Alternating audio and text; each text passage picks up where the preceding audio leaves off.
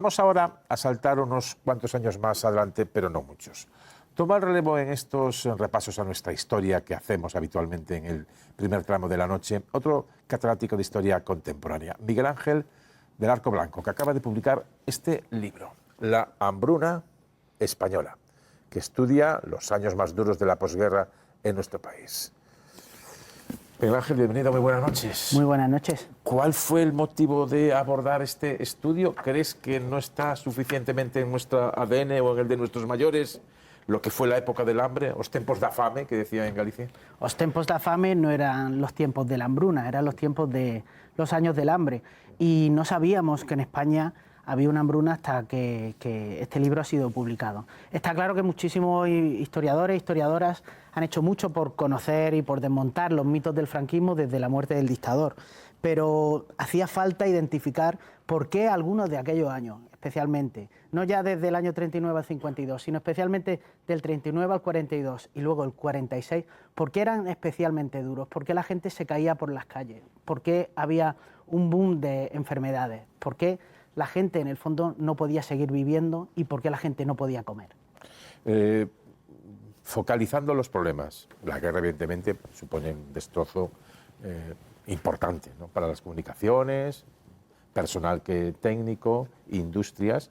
Tú lo enfocas, y muchos economistas te dan la razón, en que la primera gran causa es aliarnos con los imperios, sufrir el bloqueo, por lo tanto, en cierta medida, renunciar a la ayuda americana en los primeros años de la dictadura, y sobre todo ese plan mágico que tenía Franco en la cabeza, que era la autarquía, que fue un auténtico desastre que solo 20 años después permitirá, con el plan de estabilización, ya en otra fase, recuperar ciertos niveles de consumos previos a la guerra civil. Pero la autarquía es una de las condiciones o políticas del régimen que explican la hambruna. Pues totalmente, porque la política autárquica no es solo una política económica que perseguía la independencia económica de España, engrandecer a España renunciando a todas las importaciones y forzando que todo se produjese aquí. Es también un proyecto cultural y también un proyecto político muy vinculado al régimen de Adolf Hitler y también al régimen de Benito Mussolini. Por lo tanto, eso suponía también un alineamiento en la cara de la política exterior. Algo que, por supuesto, fue visto por los aliados cuando comenzó la Segunda Guerra Mundial. Mientras que aquí en España se estaba muriendo de hambre, los españoles, especialmente por el fracaso de esta política económica, al mismo tiempo estábamos colaborando con el Eje, enviando ingentes cantidades de cereales, de frutas y también materias primas para su esfuerzo de guerra. Algo que fue visto por los aliados. Vamos a recuperar un fragmento del nodo precisamente del 39. Realmente aún es de la Filmoteca, porque el nodo se crea en el 41, pero se incorporó luego a los rollos del nodo. ¿Cómo era capaz de disfrazar el régimen, a mayor gloria del caudillo, la lucha contra el hambre? Lo van a ver en estas imágenes y sobre todo en este sonido del narrador del nodo. La admirable institución de auxilio social, obra magnífica del caudillo y de la falange, celebra en este año de 1939 el tercer aniversario de su fundación. La Cámara ha recogido algunas de las escenas emocionantes que la asistencia de auxilio social ha motivado en ciudades y pueblos de España, inmediatamente después de haber sido liberadas por nuestro glorioso ejército. Aquellos desgraciados hermanos nuestros que habían sufrido los horrores de la dominación y del cautiverio marxista, reciben con gratitud inolvidable el pan y los manjares calientes que les reparten las infatigables camaradas de auxilio social. Es que es tremendo, primero la imagen de hambre de todas estas mujeres, de todos estos hombres, la humillación que tiene que suponer, que incluso, aunque lo traten de dulcificar con el lenguaje grandilocuente del nodo y de esta gran obra del caudillo invicto, refleja la miseria y el hambre. O sea, incluso queriendo hacer un reportaje para decir que no hay hambre, se está viendo que están repartiendo pan en este pueblo, que es donde tienen un poco de pan, y la situación es de hambruna total. Sí, posiblemente estas imágenes son de los últimos compases de la guerra, porque algo que hizo el régimen de Franco desde entonces fue vincular la victoria con la llegada del pan. Y cada vez que se tomaba una localidad, siempre llegaban las chicas del auxilio social, las chicas de la sección femenina y empezaban a repartir pan, como si fuese una especie de la llegada de una nueva España. Sin embargo, lo que esperaba a lo largo de los años 40 y especialmente en los años de la hambruna, iba a ser una España realmente terrible. Franco prometió una grande y libre, pero al final lo que encontramos y lo que el libro intenta demostrar es que fue una grande y hambrienta. Sí, y no. La frase era, ¿cuál era? Ni un español sin pan, ni un hogar sin lumbre. Efectivamente. Era, digamos, la frase, digamos, que a modo de propaganda utilizaba el régimen. Vamos con la hambruna. Hablabas de dos periodos, 39-42, es decir, fin de la guerra y guerra mundial, y España aliada hasta el 42-43, que pasó de nuevo de no beligerante a la neutralidad, alineada con el eje. Ahí tenemos una hambruna brutal. Luego hay otra que no sé si es incluso superior, que es la del 46. En este periodo, o en estos dos periodos de hambruna, es que es una hambruna, efectivamente, no son solo los tiempos de fame, es la hambruna donde mueren 200.000 personas. O sea, una barbaridad de muertos por hambre. Sí, calculamos en 200.000 personas las que fallecen solo entre el 39 y el 42. Y es posible, nuestros cálculos dicen que en el 46 posiblemente fallecieron en torno a 20.000, que no es poco, ¿eh? Otras hambrunas europeas de esta época encontramos números similares. La hambruna griega del 40 al 44, 300.000. La hambruna holandesa del 44 al 45, 20.000. Por lo tanto, la española pues tuvo unas dimensiones bastante apreciables. Había censura para tratar de ocultarlo, y luego un recurso a la guerra que provocaron, por supuesto, los rojos, los republicanos, y sobre todo un elemento que quedó también en el acervo colectivo, que era la pertinaz sequía.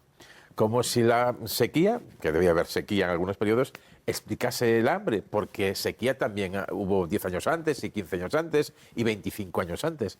Esto de los discursos de fin de año del caudillo, del dictador, era recurrente, lo de la pertinaz sequía. Bueno, en realidad han nombrado los tres grandes mitos del franquismo para explicar el hambre, porque el franquismo nunca habla de hambruna, incluso no habla de hambre, habla de dificultades, habla de carestía y prohíbe la aparición de la palabra hambre en los periódicos y nada por el estilo. Sabemos que las destrucciones de la guerra no fueron tan severas y no explican unos años tan duros en este sentido. También sabemos que el aislamiento internacional no fue tal. Después de la Segunda Guerra Mundial no hubo aislamiento internacional, siguió habiendo comercio normal, y durante la Segunda Guerra Mundial consistió en que los aliados hicieron un bloqueo económico precisamente cuando España estaba colaborando con Hitler. Cuando España volvió a la neutralidad, el bloqueo económico se levantó. Y respecto a la pertinaz sequía, en realidad hemos analizado que los años 40 no fueron años especialmente secos, por ejemplo, si los comparamos con los años 30 o los años 50. Solo hubo un año donde sí hubo una sequía importante, especialmente en el sur de España, fue el año 45.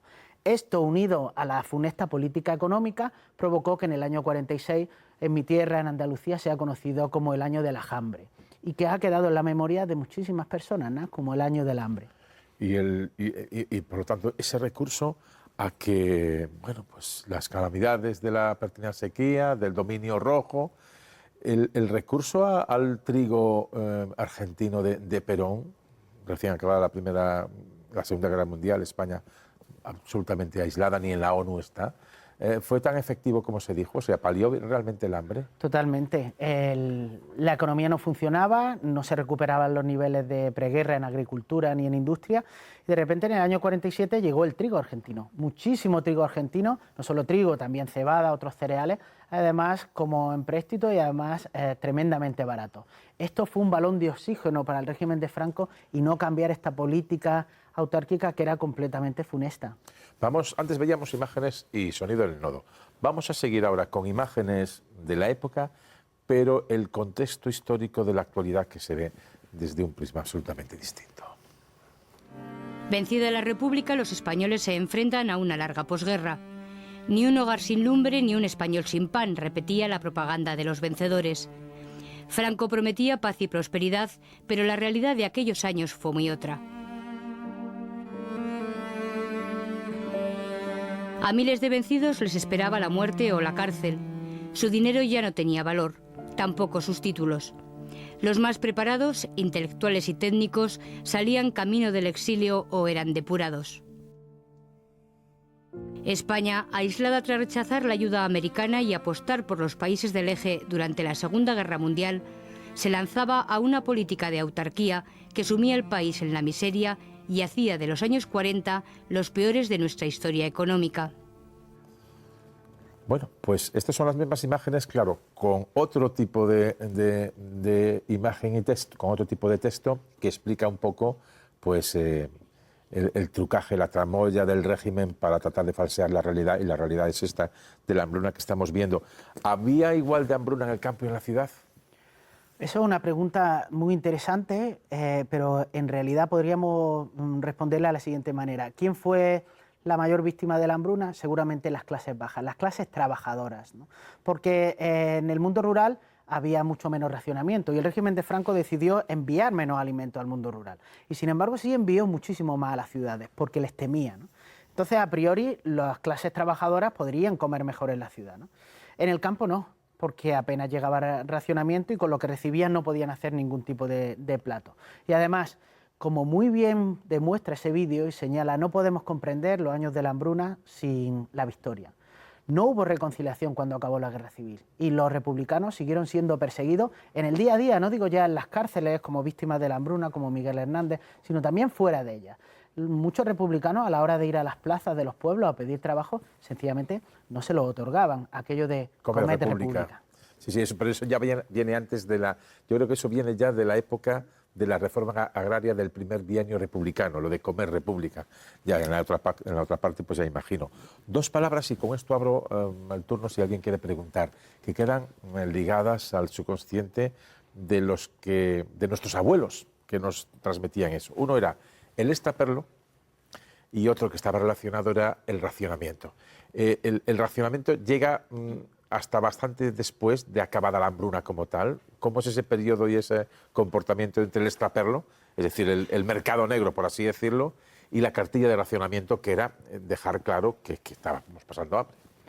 Bueno, pues en realidad el racionamiento fue un brutal instrumento de control social, porque de repente una dictadura que no hablaba de reconciliación se otorgaba el derecho a alimentar a todos los españoles. Y para eso les tenía que entregar una cartilla, clasificarlo entre buenos o malos españoles, y en función de las distintas categorías que habían podían recibir más alimento o menos. Por ejemplo, las mujeres recibían mucho menos o los ancianos recibían mucho menos, ¿no?, que los hombres. Si eras rico recibías mucho menos y en teoría si eras pobre recibías muchísimo más. Pero claro, hacía que todo un país durante la hambruna y durante los 40 estuviese en cola permanentemente, desde la alta hora de la madrugada. Por lo tanto, era un elemento de control social básico, porque la gente desesperada, en el fondo, en lo que centró sus esfuerzos fue en sobrevivir. Lo que le preocupaba a toda la gente en aquella época no eran los sueños de redención, la vuelta de la democracia, sino todo lo contrario. Lo que les preocupaba era alimentar a sus familias. Bueno, no sé si alguien quiere hacer alguna pregunta. Isaías, sí, que tú eres de tierra cerealística, que siempre se asocia con el pan. Bueno, viendo lo que hemos visto y escuchando lo que nos cuenta el profesor, claro, España vivió una dictadura, a este lado nos tocó una dictadura de extrema derecha. ¿Qué es lo que sucede o qué es lo que nos ha pasado para que años después la extrema derecha encuentre un buen caldo de cultivo incluso entre los jóvenes? Que los mayores añoran o blanquean aquella dictadura y los otros creen que, bueno, pues a lo mejor tampoco estaba tan mal. ¿Es que hemos enseñado mal la historia? Yo creo que es una cuestión de educación, pero cada vez se enseña mejor la historia, desde luego en la universidad y en los institutos, pero creo que también es una cuestión relacionada con las redes sociales y las ideas y el conocimiento que le llega a los jóvenes a través de esto, ¿no? Esto no es un libro que trata de poner mal al franquismo, sino que es un libro que explica cómo una hambruna tuvo lugar y hubo muchísimas víctimas. Y la lección sobre todo esto, en el fondo, no es si debemos de estar de acuerdo con el franquismo o no, sino si debemos de estar de acuerdo con una dictadura o con una democracia. Porque se ha demostrado, y la historia de la hambruna lo demuestra, que bajo las democracias la hambruna no tiene lugar. Y esto es un elemento clave. No es una cuestión de democracia, sino que es una cuestión de derechos humanos, ¿verdad? Por lo tanto, aprender esta historia y reconocer que el franquismo no cumplió lo que prometía, creo que es de recibo y que todos nuestros jóvenes deberían de conocerlo. Paloma. Miguel Ángel, te estoy escuchando y la verdad es que no puedo evitar ver un paralelismo con lo que estamos viendo en Gaza, porque estás describiendo exactamente la hambruna como una herramienta que, además de muy cruel, causa muchísimas víctimas, quizá de manera más silenciosa que las bombas, que los ataques que vemos a diario. No sé si ahora en estas reflexiones tú también lo has pensado, porque seguramente en Gaza, que es verdad que llevamos ya bastante tiempo hablando de la hambruna, durante muchos meses hablamos de las cuestiones más clásicas de la guerra, ya digo, los ataques indiscriminados que hemos visto, las bombas, pero claro, en Gaza muchísimas personas se están muriendo de hambre, que sepamos, y seguramente muchas de las que no sabemos, por lo que tú estás contando, ¿no? Porque además la hambruna es muy silenciosa en ese sentido. Efectivamente, las víctimas de la hambruna mueren en sus casas, mueren en silencio, y muchas veces las muertes por inanición o por enfermedades se ocultan porque pueden ser una vergüenza para muchas de sus familias. Y la hambruna de Gaza forma parte de un arma de guerra que se está poniendo en marcha contra el pueblo gazatí. Y además se repiten muchísimos de los parámetros que vemos en otro tipo de hambrunas, ¿no? Además es algo que al fin y al cabo está provocado por una decisión humana. Es voluntad humana que esto esté ocurriendo, ¿no? Por eso, cuando en este libro hablo de las víctimas de la hambruna española, también intento recuperar su pasado, porque no tienen un lugar, no hay unas cunetas, no hay unas tapias de un cementerio donde podamos identificarlos, sino que son víctimas silenciosas que en muchos casos fueron ocultados por la propaganda franquista o muchas veces por la vergüenza de sus propias familias, ¿no? Toda esa memoria ha venido y ha llegado de alguna forma hasta nosotros hoy. Cerramos. Sí, Miguel Ángel, me ha parecido entender de su exposición que la dictadura de Franco lo que hizo fue tapar la hambruna. Es decir, en ese caso, esta dictadura sí que resistió a la tentación de otras dictaduras de culpar a un enemigo, no sé yo si exterior o la conspiración judío-masónica que utilizó muchas veces el franquismo, y luego también preguntarle cuál fue el motivo por el que se solucionó, es decir, cómo se pasó de estas imágenes que hemos visto al desarrollismo de los 60. Bueno, fundamentalmente el franquismo culpaba durante toda esta época estos tres mitos que hemos señalado, y también en muchos casos hablaba de los especuladores y los acaparadores que acaparaban el alimento y que hacían que los precios subiesen, y esto hacía que la gente se muriese de hambre, ¿no? Sabemos que en realidad detrás de todo este acaparamiento estaba la propia corrupción del régimen, desde el propio Franco a los gobernadores civiles, a muchísimos militares, a gente que estaba dentro de Falange y estaba en contacto con los alimentos, estaban detrás de todo esto, ¿no? Lo llamativo es que el hambre desaparece en España a partir del año 52, aparece cuando desaparecen las cartillas de racionamiento, cuando llegan un par de políticos nuevos a partir del año 51 que empiezan a liberalizar la economía. Lo que hubiese necesitado España después de la guerra civil hubiese sido una política de reconstrucción y una política de liberalización, como dijeron incluso algunos franquistas.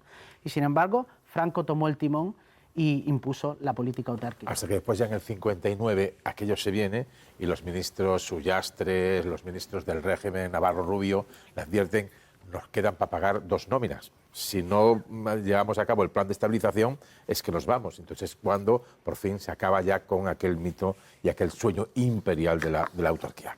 Bueno, Miguel Ángel del Arco Blanco, muchísimas gracias por estar aquí.